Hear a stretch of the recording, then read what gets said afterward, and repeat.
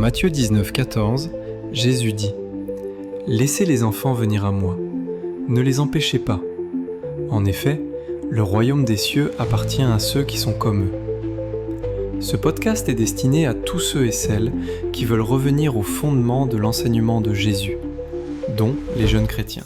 Le jugement.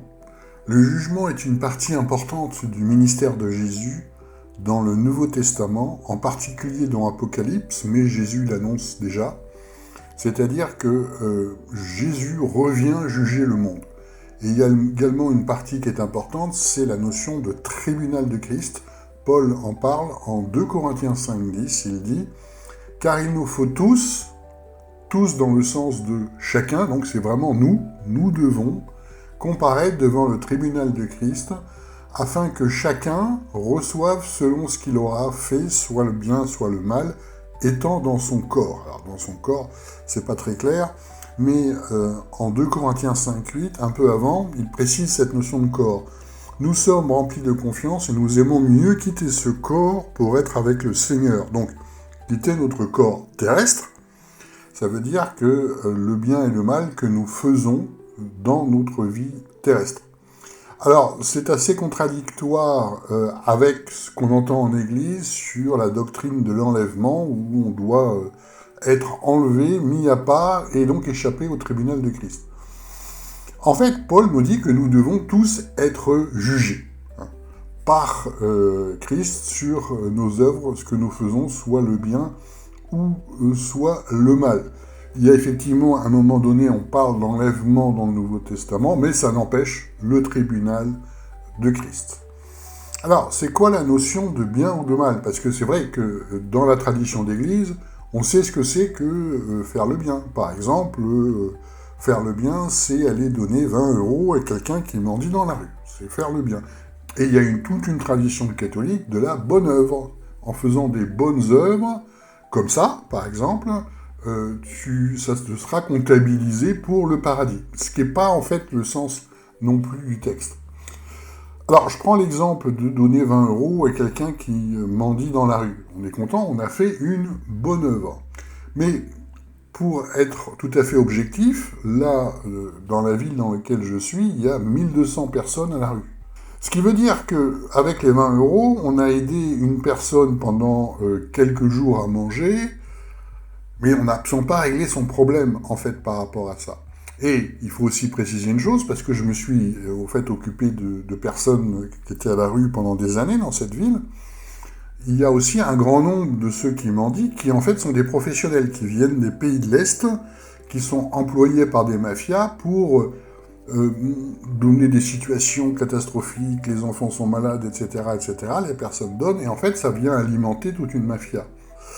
Et donc, j'ai été habitué aussi à faire très attention dans la rue, et souvent simplement acheter de la nourriture, comme ça, ça permet de gérer le problème. Donc, on pense faire le bien, mais en fait, on règle pas grand-chose, premièrement, et deuxièmement, dans beaucoup de cas, on vient alimenter des trafics qui sont autres. Et tout l'enseignement du Nouveau Testament, c'est les uns pour les autres, c'est-à-dire la charité, c'est véritablement ce que nous faisons pour ceux qui sont conduits par l'Esprit. Peut-être que les 20 € seront utiles pour quelqu'un qui est conduit par l'Esprit en Afrique. Et je vous dis ça parce que c'est une situation qu'on a connue régulièrement par rapport à ça. Donc on en revient au point de départ, c'est quoi faire le bien ? Faire le bien comme ce que nous pensons n'est pas forcément faire le bien par rapport à Dieu. Et c'est ce que dit Paul en 1 Corinthiens 13, 3, « Et quand je distribuerai tous mes biens pour la nourriture des pauvres, et que je livrerai mon corps pour être brûlé, si je n'ai pas la charité, cela ne me sert de rien. » Le sens de la charité ici, c'est la charité selon l'esprit, c'est l'amour de Dieu. Parce que, véritablement, si on fait là, par exemple, donner tous ses biens aux pauvres, pour exactement comme ce que demande Jésus au jeune homme riche, on dit « Ah bah, c'est bien, Jésus l'a demandé au jeune homme riche », mais si on n'est pas conduit par l'esprit pour le faire, ça sert strictement à rien. Voilà l'enseignement de Paul. Et par rapport au bien et au mal, il y a un autre enseignement en Romains 7, versets 18 à 19. « En effet, je sais qu'en moi, c'est-à-dire dans ma chair, n'habite pas le bien, car vouloir le bien est à ma portée, mais l'accomplir, non. car je ne fais pas le bien que je veux et je fais le mal que je ne veux pas.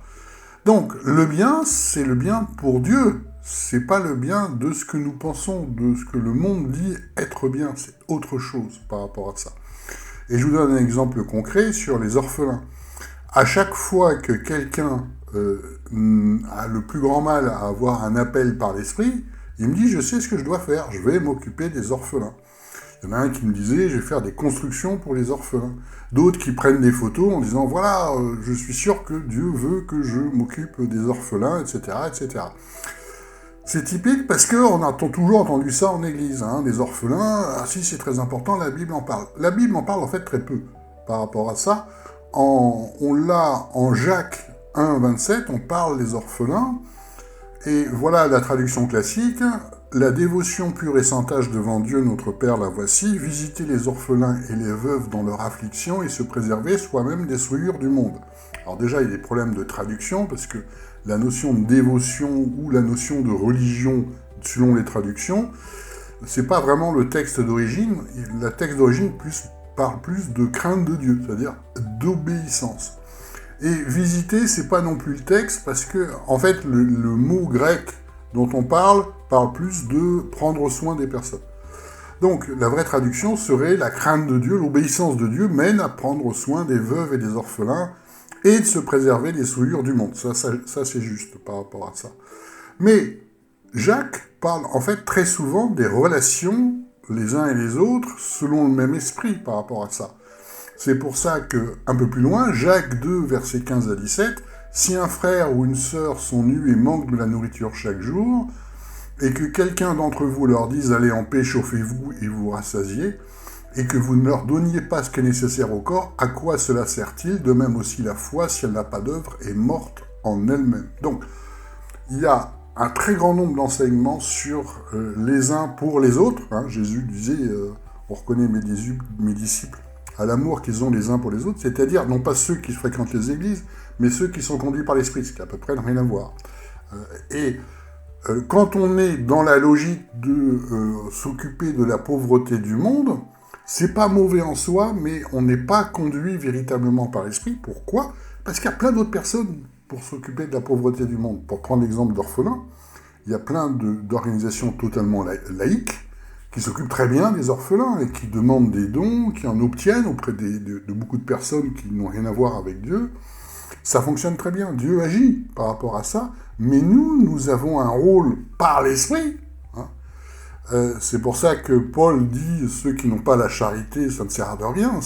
C'est pas juste faire, c'est véritablement faire par l'esprit. Sinon, on fait comme dans le monde, et ça n'est pas bon par rapport à ça. Voilà le problème de la question des orphelins qu'on retrouve pourtant partout. Rappelons que Jésus ne s'est pas occupé des orphelins, au contraire, dans la multiplication des pains, il a même pris la ration que les Romains donnaient aux orphelins, les pains et les poissons, pour en faire une multiplication. Donc, c'est faire selon l'esprit et non pas selon le monde, ce que le monde pense être bien. Et effectivement, et dans les églises, on revient en fait à la même chose, ce que le monde pense être entre bien. Parce que Jésus le dit clairement, Jean 14, 12, « En vérité, je vous le dis, celui qui croit en moi fera lui aussi les œuvres que je fais, et il en fera de plus grandes que celles-ci, parce que je vais au Père. » Donc, c'est faire comme Jésus, à l'imitation de Jésus, et on voit que le bien que Jésus fait, c'est spectaculaire, en fait, par rapport à ça. C'est la puissance de l'esprit à l'œuvre, et c'est bien ce qu'on doit imiter. Et c'est pour ça que tout doit passer par les dons spirituels, qui représentent effectivement la puissance de l'esprit à l'œuvre. Avec les dons spirituels, on doit pouvoir faire comme Jésus, c'est-à-dire tout ce qui est surnaturel, en fait, tout ce qui dépasse les capacités humaines pour le faire, que ce soit une vision, que ce soit une guérison, que ce soit par rapport aux démons. Tout le spirituel, tout le surnaturel montré par Jésus, on doit pouvoir le faire, et de façon encore plus grande. Voilà les œuvres.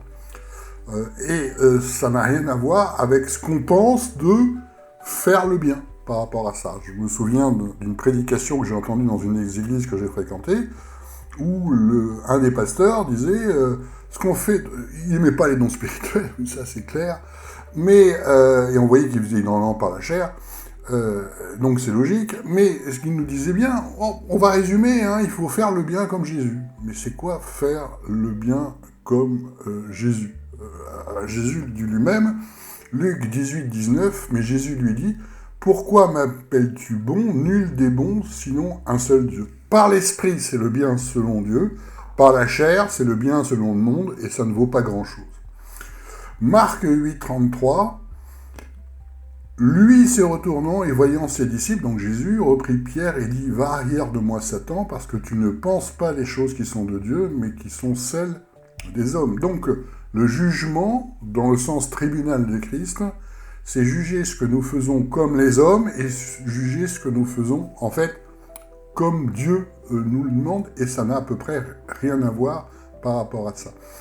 Voilà pourquoi on retrouve cet enseignement en Apocalypse, Apocalypse 3, 15, 16. « Je connais tes œuvres, que tu n'es ni froid ni bouillant. » C'est l'église de Laodicée, Jésus qui dit ça. « Je connais tes œuvres. » Ça veut dire qu'il y en a des œuvres, il y en a même beaucoup des œuvres, mais ce n'est pas des œuvres de l'esprit, c'est des œuvres comme les hommes font, comme les religions font. « Plût à Dieu que tu fusses froid ou bouillant, ainsi parce que tu es tiède et que tu n'es ni froid ni bouillant, je te vomirai de ma bouche. » Donc quand on voit des œuvres qui ont l'air bonnes, mais qui en fait ne sont pas vraiment des œuvres de l'esprit, comme on voit partout dans les systèmes d'église, Jésus nous dit, « Je te vomirai de ma bouche. » Il vaut mieux que tu parles pas de Dieu, véritablement. Et c'est ça un enseignement qu'on va retrouver à de nombreuses reprises dans la Bible. Parce que, il faut jamais oublier que l'esprit, le mot grec, c'est pneuma, comme pneumatique un peu. C'est-à-dire, souvenez-vous, l'esprit c'est comme le vent, on le sent sa puissance, mais on ne le voit pas physiquement, c'est ça. C'est-à-dire que c'est traduit aussi comme un bouillonnement.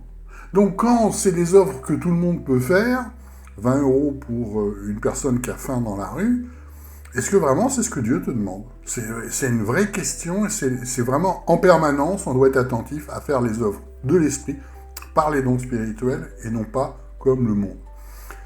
Parce qu'on voit tout le temps en église plein d'œuvres d'hommes. Chanter, tout le monde peut le faire. Faire de la musique, tout le monde peut faire. Faire un discours persuasif en se basant sur la Bible qui s'appelle la prédication. Toute personne qui sait faire des discours et qui connaît un peu la Bible peut le faire. Être ensemble comme tout le monde. Enfin, on voit en permanence plein de fonctionnements qui sont en fait des fonctionnements humains et on ne voit pas véritablement la puissance de l'esprit qu'on voit en Jésus. Or, c'est ça dont on parle. Parce que le jugement est un jugement général aussi pour le monde. Il y a le tribunal de Christ en particulier, mais il y a aussi le jugement pour le monde. Apocalypse 6, 12, 17, « Et je regarderai quand il ouvert le 6e sceau, il se fit un grand tremblement de terre, et le soleil devient noir, et la lune tout entière vient comme du sang, etc., etc. » Et les rois de la terre, et les grands, et les capitaines, et les riches, et les puissants, et tout esclave, et tout homme libre, se cachèrent dans les cavernes et dans les rochers des montagnes.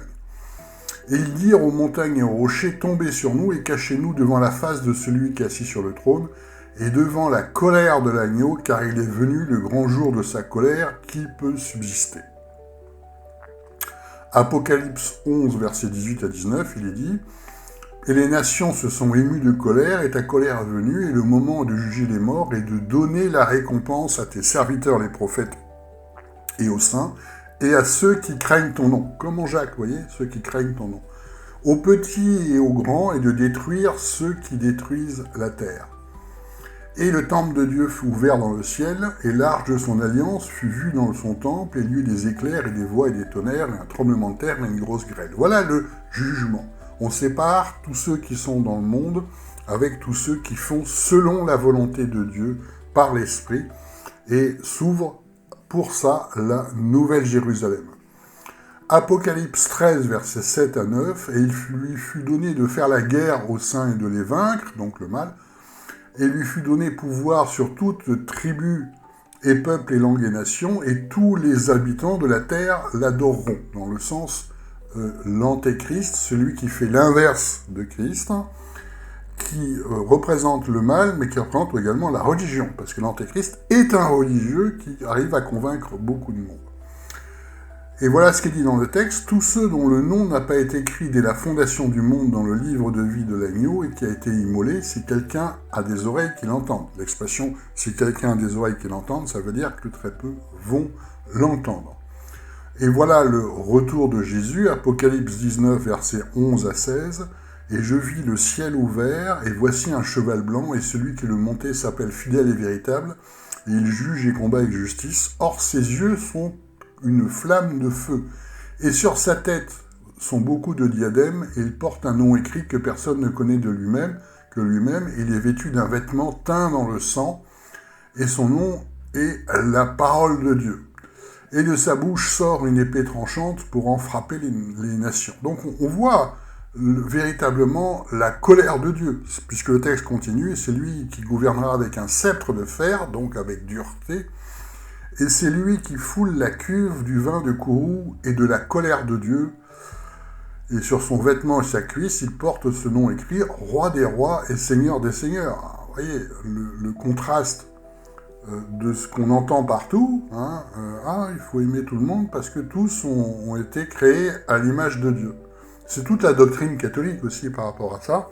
C'est aussi toute la doctrine de l'avortement. Comment peux-tu tuer quelqu'un qui a été créé à l'image de Dieu? C'est un peu comme s'en prendre à Dieu.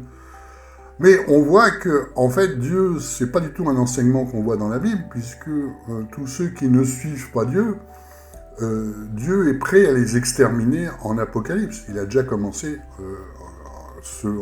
avec Noé et le déluge, mais en Apocalypse, c'est ça, tous ceux qui ne suivent pas l'Esprit. L'enseignement qu'on est tous à l'image de Dieu, en fait, n'est absolument pas repris par Jésus. Jésus nous parle d'autre chose. Au contraire, on voit la colère quand il revient. Il exprime la colère de Dieu sur tous ceux qui ne suivent pas l'Esprit, tous ceux qui ne sont pas à son imitation. C'est pour ça qu'on a cet enseignement clé, Jean 15, versets 5 à 6. « Moi je suis le cep, vous êtes les sarments, et celui qui demeure en moi et moi en lui, celui-là porte beaucoup de fruits. » Voilà les œuvres. Celui qui demeure en moi, donc dans l'esprit, comme moi. « Car hors de moi, vous ne pouvez rien faire. » Et on retrouve l'enseignement sur « si tu donnes, tout est bien, si tu n'as pas la charité de Dieu, ça sert strictement à rien. » Si vous n'êtes pas conduit par l'esprit pour le faire, vous ne pouvez rien faire. Vous faites comme le monde. Ça ne porte pas de fruits, ce ne sont pas des œuvres. Et c'est là où le jugement du tribunal de Christ, est-ce que ce que tu as fait, tu l'as fait par l'esprit ou tu l'as fait comme les hommes? Si quelqu'un ne demeure pas en moi, il est jeté dehors comme le sarment et il sèche, et on ramasse ces sarments et on les jette au feu et ils brûlent. Comparé à ce que nous dit Jésus avec « on est tous à l'image de Dieu, c'est pas bien ». C'est pas du tout ce que nous dit Jésus et ce que nous montre Dieu. Il y a vraiment une énorme séparation entre ceux qui sont dans le monde, ceux qui suivent les idées du monde, et ceux qui suivent l'esprit. Et tout le problème, effectivement, c'est que le système des églises se calque sur le système du monde et pas sur le système de l'esprit. D'où la colère de Dieu. En Genèse 1,26, à la base, c'est Dieu dit « faisons l'homme à notre image » et on sait qu'après, ça a tout de suite dérapé par rapport à ça. Donc, la colère de Dieu s'exprime beaucoup plus vers ceux qui sont au courant, mais qui continuent à être dans leurs pensées. Exemple, 2 Rois 17, versets 18 à 19. « L'Éternel se mit fort en colère contre Israël et les éloigna devant lui. Il n'en resta rien, sauf la tribu de Juda seule. Juda non plus ne gardera pas les commandements de l'Éternel son Dieu. Ils marchèrent dans les coutumes d'Israël qu'il s'était établi. » Ils marchèrent dans les doctrines, dans les traditions. Et on a beaucoup parlé, et on continuera à en parler dans les différents podcasts, des traditions théologiques, des traditions d'église, des traditions des hommes qui n'ont rien à voir avec Dieu. C'est comme ça que font les autres. Quand on n'est pas conduit par l'esprit, on fait comme les autres, parce qu'on ne sait pas quoi faire. Donc on copie, en fait. Et c'est vraiment dénoncé à de nombreuses reprises dans la Bible, dans l'Ancien et dans le Nouveau Testament. Voilà encore la colère de Dieu. 1 Samuel 15, 2, 3, voilà ce que dit l'Éternel, le Maître de l'univers. Je me souviens de ce que les Amalekites ont fait à Israël lorsqu'ils lui ont barré le chemin à sa sortie d'Égypte. Va maintenant les tuer. Vous, à la destruction, tout ce qui leur appartient, tu ne les épargneras pas et tu feras mourir hommes, femmes, enfants, bébés, bœufs et brebis, chameaux et ânes. Alors quand on dit ça, c'est effrayant. Mais ça montre ce qu'est la colère de Dieu. La plus grande colère de Dieu s'exprime, comme on le voit avec Jésus, à l'identique bien sûr, sur tous ceux qui suivent une religion et pas l'esprit. Tous ceux qui parlent de Dieu, mais en fait ne sont pas dans l'esprit de Dieu. On prend l'exemple des pharisiens, et on prend l'exemple de l'église, là, de Laodicée, dans le Nouveau Testament, et du fonctionnement des églises en règle générale.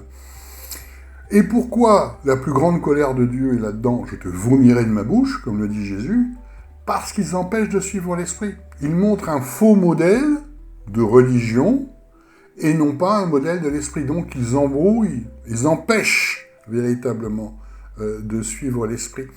Et c'est exactement la même chose, la plus grande colère de Dieu, comme dans cet exemple où Dieu dit « tue tout le monde, même les enfants, tue tout le monde ». Pourquoi ? Parce qu'ils ont essayé d'empêcher Israël, comme la colère de Dieu qui tombe sur les Égyptiens. Donc, d'empêcher l'œuvre de Dieu. On voit que la plus grande colère de Dieu, c'est pas vraiment pour tous ceux qui ne croient pas en Dieu, c'est d'abord pour ceux qui font semblant, et qui donc empêchent. Soit qui font semblant comme les religieux, soit qui empêchent comme les tribus qui ont essayé d'empêcher l'œuvre d'Israël. Mais c'est la même chose. Parce que tout ça, ce sont des empêchements à faire selon la volonté de Dieu par l'Esprit. Voilà la plus grande colère. Hein, on a l'impression qu'ils suivent Dieu, mais en fait, ils ne le font pas. Comme Israël dans l'Ancien Testament, comme les religieux qui sont confrontés avec Jésus, et comme les églises en particulier en Apocalypse. Ils font semblant, mais en fait ils empêchent parce qu'ils donnent un faux modèle. Et donc c'est la même colère que dans ce passage-là, la colère de Dieu la plus importante sur ceux qui empêchent, cette tribu qui empêche l'œuvre d'Israël. Le reste du monde, c'est déjà considéré comme mort, en fait. Le sort est déjà réglé. C'est ce que nous dit Jean.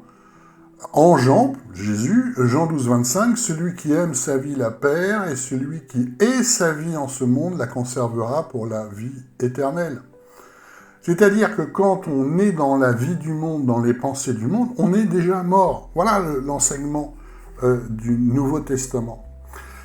Éphésiens 2, versets 1 à 3, voilà ce que Paul nous dit. « Vous qui étiez morts par vos offenses et vos péchés, dans lesquels vous avez marché autrefois, selon le train de ce monde, selon le prince de la puissance de l'air, de l'esprit qui agit maintenant dans les fils de la rébellion, parmi lesquels nous tous aussi nous avons vécu autrefois dans la convoitise de notre chair. » Et là, la phrase est très importante.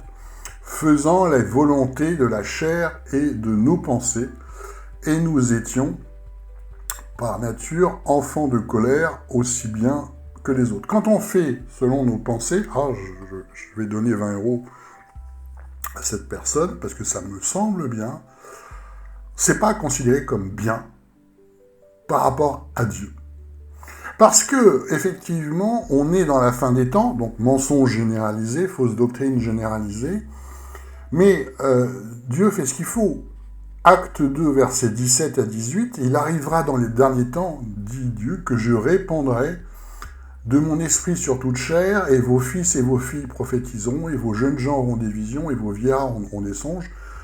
Oui, sur mes serviteurs et mes servantes dans ces jours-là, je répandrai de mon esprit, et ils prophétiseront. » C'est très important de voir qu'on est dans la fin des temps, mensonge généralisé, mais aussi chacun peut accéder à l'esprit par rapport à ça, puisque je répandrai de mon esprit sur toute créature. Mais c'est pas parce que chacun peut accéder par l'esprit que tout d'un coup ils vont faire plein d'œuvres par l'esprit, parce que la plupart du temps ils le rejettent en fait. Voilà pourquoi le texte s'arrête avec « Sur mes serviteurs et mes servantes, je répandrai de mon esprit, ils prophétiseront. » Donc, c'est pas parce que quelqu'un a accès à l'esprit, puisqu'on est dans la fin des temps, qu'il va l'accepter et qu'il va prophétiser. Vous voyez, il y a vraiment deux paliers qui sont complètement différents. Et j'ai eu très souvent cette expérience-là. À un moment donné, je fréquentais un groupe catholique régulièrement, parce que je sentais poussé par l'esprit pour le faire, alors qu'ils sont quelqu'un purement dans la tradition catholique, et c'était très compliqué, parce qu'ils n'avaient pas la moindre notion de ce qu'est l'esprit. Ils faisaient ce que leur disait l'évêque et la tradition de l'Église. Point. Mais à un moment donné, il y avait aussi un combat spirituel, parce que certainement, ils devenaient méchants avec moi. c'était pas vraiment responsable, c'était un effet de l'esprit, un combat spirituel, où j'étais attaqué sans qu'ils s'en rendent compte. Bon. Mais ça passait par eux. Et donc, je me protégeais aussi par rapport à l'esprit. Donc, régulièrement, j'avais des moments où je voyais que je sentais qu'il y avait un combat spirituel et que, en fait, il y avait aussi l'esprit qui était répandu sur eux. Le problème, c'est qu'ils n'avaient pas l'expérience. Je me souviens d'un qui disait, ah, c'est bizarre ce que je viens de ressentir tout d'un coup. Enfin, non, les symptômes dont il parlait, c'est les symptômes de l'esprit. Et moi, je lui ai dit, bah, tu es en train de ressentir l'effet de l'esprit. Justement, de ce combat spirituel qui se passait dans ce groupe. Mais il me regardait avec des grands yeux et qu'on me disait non. Enfin, voilà, c'est comme s'il avait ressenti un courant d'air, mais ça n'a rien à voir avec l'esprit, si on veut résumer les choses. Donc ça ne donne rien.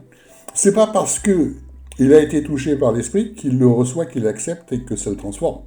On voit dans cet exemple-là. Et j'ai eu plein de fois cet exemple-là. Par exemple, une personne que j'avais rencontrée à l'hôpital, et qui se sentait attiré par moi, il voulait discuter avec moi, et en fait, il avait un cancer de stade terminal, et on a commencé à faire un début de prière de guérison qui a commencé à lui faire du bien, puis on a décidé de se voir. Le problème, c'est qu'on s'est vu une fois, 2 fois, et puis le combat dans les pensées était tel qu'un jour, il m'a envoyé un SMS en disant « ça sert à rien », etc. Bon. Donc, il y a eu une manifestation d'esprit qui n'a rien donné. Et beaucoup ont ça, à un moment donné, dans l'église de disciples. Les accompagnements sont des personnes qui sont touchées par l'esprit, comme toujours, mais ça ne veut pas dire que ça va se faire, ils vont faire par l'esprit, non pas par la chair. Beaucoup, en fait, retournent au monde, retournent aux doctrines d'église, retournent à la chair et ne sont pas conduits par l'esprit. Donc, on a accès à l'esprit, mais le fait d'accepter l'esprit et de faire véritablement par l'esprit, c'est difficile. Puisque justement, c'est très différent de la chair. Donc, dans ces exemples-là, on retrouve l'enseignement de Paul faisant les volontés de la chair et de nos pensées. Alors, quelques précisions que nous donne Jésus sur le jugement, en Marc 13, versets 4 à 8. Voilà ce que disent les disciples. « Dis-nous quand ces choses arriveront, et quel sera le signe que toutes ces choses sont sur le point de s'accomplir. » Et Jésus se mit à leur dire « Prenez garde que personne ne vous séduise, plusieurs viendront en mon nom disant c'est moi, et ils séduiront beaucoup de gens, beaucoup de gens. » Donc plusieurs, c'est aussi un grand nombre par rapport à ça. Mais quand vous entendrez parler de guerre et de bruit de guerre, ne soyez pas troublés, il faut que cela arrive, mais ce ne sera pas encore la fin, car nation se lèvera contre nation, et royaume contre royaume, il y aura des tremblements de terre, etc. Donc, tant que véritablement il n'y a pas des guerres généralisées entre les nations, on n'est pas dans cette phase de retour de Jésus. Par contre, on est dans la fin des temps, dans cette phase et ils séduiront beaucoup de gens, où il y a des fausses doctrines partout, hein, qui est préalable au retour de l'Antéchrist. Donc, il faut bien se rendre compte que sur cette terre, tout le monde est utile. Si la moindre bactérie est utile, en fait, et les scientifiques nous le disent en permanence, mais une grosse partie de l'oxygène de cette Terre, c'est dû à cette réaction, c'est dû à cette bactérie, c'est dû à la photosynthèse. Donc, un tout petit organisme a son rôle hein, dans la création, véritablement. Par exemple, si on a des sols qui donnent des plantes, c'est parce qu'il y a les vers de terre qui agissent. Et les vers de terre, c'est en fait c'est un très grand nombre de tonnes sur la Terre, et c'est grâce à eux que la Terre peut donner des résultats, faire pousser des plantes, faire pousser du blé, etc., etc. Une toute petite créature dans la création a son rôle. Donc, tout le monde a un rôle, véritablement. Hein. Qu'il soit musulman, qu'il fasse du vaudou, ou qu'il soit hindou. Tout le monde a un rôle par rapport à Dieu. D'où cette parabole des talents. Effectivement, et au jour d'aujourd'hui, vous ne pouvez pas vivre sans les talents du monde qui ne suit pas Dieu, mais ces talents sont quand même voulus par Dieu. La parabole des talents. Exemple, vous ne pouvez pas boire de l'eau fraîche au robinet s'il n'y a pas plein de personnes qui ont des talents spécifiques, des compétences, si vous préférez, pour aller filtrer cette eau, des plombiers qui montent tout ça. Enfin, il y a tout un circuit qu'on ne voit pas, qui est indispensable à notre vie. Vous ne pouvez pas manger des légumes s'il n'y a personne pour les faire pousser. Il y a vraiment... On est dans un monde où tout le monde est utile par rapport à ça. Mais utile sur cette terre, c'est bien le problème. Dans la Nouvelle-Jérusalem, on n'a pas besoin de plombier pour l'eau. Bon. Donc, tous ceux qui ont leur talent utile dans le monde, dans la Nouvelle-Jérusalem, ça n'a plus rien à voir par rapport à ça. On n'a plus besoin que de personnes qui suivent l'esprit.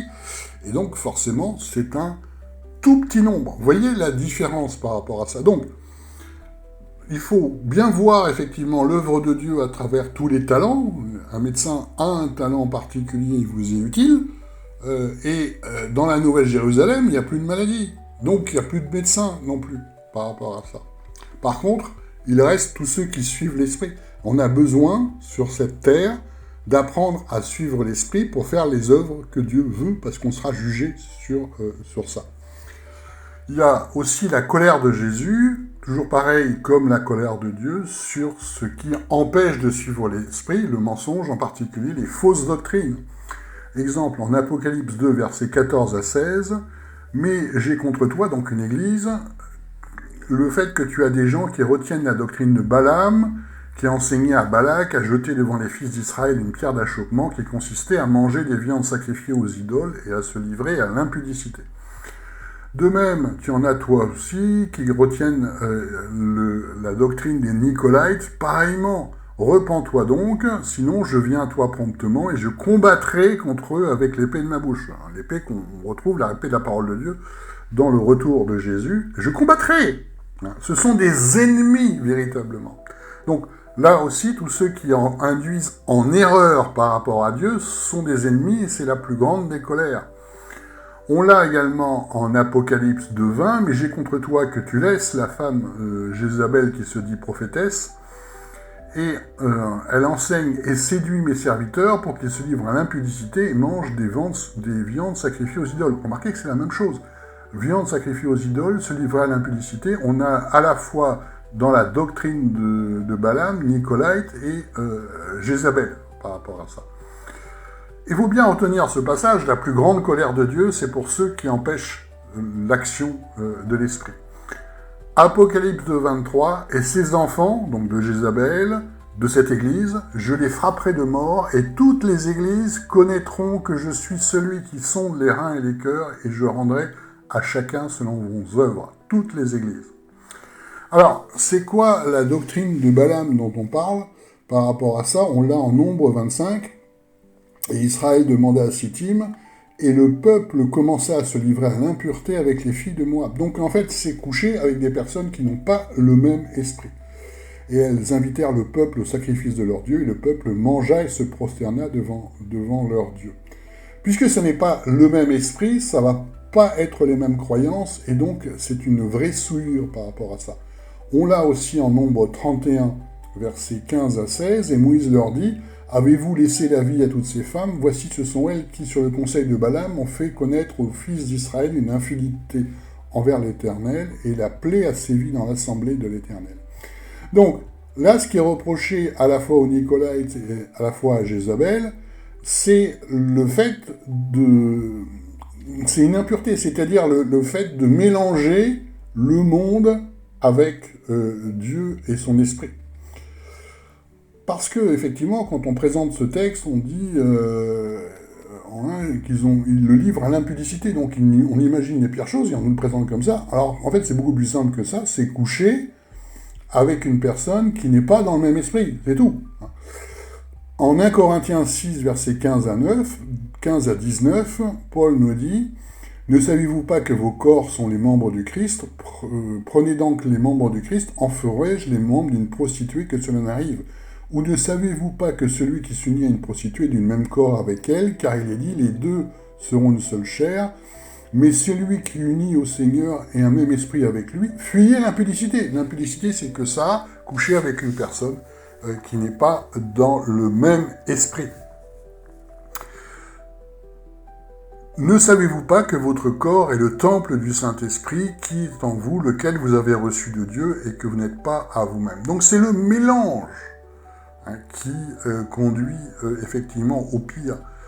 C'est tout ce qui est comme dans le monde, en fait, le mélange entre l'esprit et le monde, ça tue l'esprit, véritablement. Donc, il y a plein d'avertissements par rapport à ça.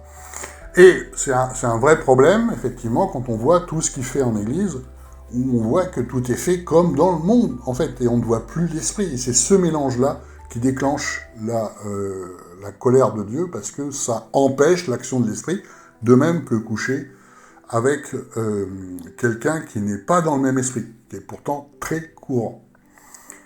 La seule solution, en fait, véritablement, c'est suivre l'esprit. Donc, il y a un côté effrayant dans le jugement de Jésus, mais il y a un côté rassurant en disant, si vous, tous les jours, vous suivez l'esprit, vous êtes en direction de la nouvelle Jérusalem, tout simplement. Mais ce que fait l'esprit, la pensée de Dieu, n'est pas la pensée des hommes, et encore moins la pensée religieuse dans les églises. Là, c'est ce qu'il y a de pire. Donc en fait, c'est assez simple à comprendre, même si ce n'est pas facile à faire, il faut suivre l'esprit et non pas la chair, faire comme Jésus. Je vais prendre un exemple par rapport au jugement et par rapport au fait de passer dans la Nouvelle Jérusalem. Dans ce même groupe catholique, il y avait la femme qui était la entre guillemets, leader du groupe, qui est énormément dans la chair, c'est très compliqué. Et je la voyais énormément dans plein de choses, voilà, dans la chair, et à un moment, elle dit, de toute façon, on va tous se retrouver dans la Nouvelle Jérusalem. Alors, j'avais le plus grand doute par rapport à ça, parce qu'ils nous ont dit qu'on va être transformés. Ah ben voilà, ça va être miraculeux, voilà, tout d'un coup, on va changer, hop, on va être prêt à être dans la Nouvelle Jérusalem. Ça, c'est ce qu'elle a entendu dans la doctrine, plutôt catholique. Le gros problème, c'est que ça marche pas du tout comme ça. On va être jugé sur nos œuvres. Est-ce que nos œuvres sont dans l'esprit déjà ou dans la chair maintenant, au jour d'aujourd'hui par rapport à ça? En fait, il raisonne comme si, on va prendre un exemple très simple, vous avez entendu parler de tous ceux qui sont dans la station spatiale autour de la Terre par rapport à ça. Ils n'arrivent pas comme ça. C'est pas hier, j'étais dans un bar, je m'amusais bien, puis hop, le lendemain, je vais dans la station spatiale et ça va être rigolo. Ils ont passé des années à s'entraîner à aller dans la station spatiale. Pourquoi? Parce que c'est un monde totalement différent. On ne prend pas des douches comme sur Terre, on ne mange pas comme sur Terre, on ne va pas aux toilettes comme sur Terre, on ne se déplace pas comme sur Terre parce que il n'y a pas de gravité. Enfin bon, tout est différent. Et dans la Nouvelle Jérusalem, tout est différent par rapport à ce monde. Donc si on ne s'entraîne pas par l'esprit à faire ça sur cette terre, on n'a aucune chance d'atteindre cette Nouvelle Jérusalem, de même que quelqu'un qui va dire « Oui, bon, je vais continuer ma vie, et puis demain j'irai dans la station spatiale, ça va être bien. » Ben non, il n'ira jamais dans la station spatiale. C'est un monde tellement différent de ce qu'il connaît qu'il ne peut pas. C'est le même système avec la Nouvelle Jérusalem. Donc tous les jours, véritablement, on cherche à faire cette expérience par rapport à Dieu, de suivre l'Esprit, ce qui nous ouvre les voies de cette Nouvelle Jérusalem. C'est pour ça qu'on a en Apocalypse 21:6, et il me dit, c'est fait, je suis l'alpha et l'oméga, le commencement et la fin, et c'est encore le ministère de Jésus. À celui qui a soif, je donnerai de la source de l'eau de vie gratuitement. C'est-à-dire qu'on peut accéder à l'Esprit à condition de le recevoir et d'accepter de faire selon la pensée de Dieu et non pas selon les hommes, encore moins selon les religieux et les églises, de faire à l'imitation de Jésus.